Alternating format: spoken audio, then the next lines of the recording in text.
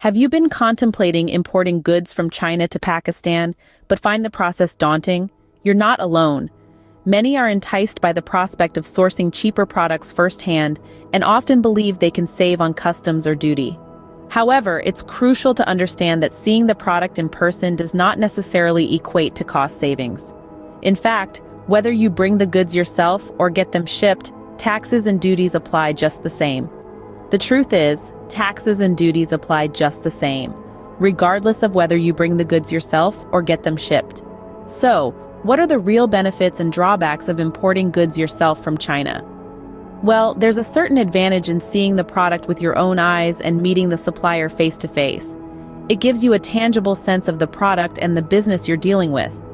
But on the flip side, there are some potential pitfalls. You could be dealing with businesses that aren't as cooperative as you'd hope. You might end up overpaying, especially when buying in smaller quantities. And let's not underestimate the challenge of negotiating prices on the spot. It's a different ballgame when you're there in person. Remember, the benefits of importing yourself mostly apply when dealing with smaller quantities ranging from 1 kilogram to 100 kilograms. Let's address the elephant in the room: taxes and duties. Regardless of the quantity of goods you're bringing in, you'll need to pay taxes and duties according to Pakistani rules and regulations. It's not a loophole to exploit, rather a business reality to embrace.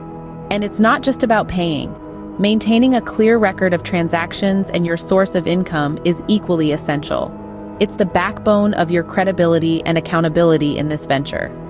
Understanding the HS code of your product is crucial in figuring out the applicable taxes and duties. And remember, there's no escaping these charges.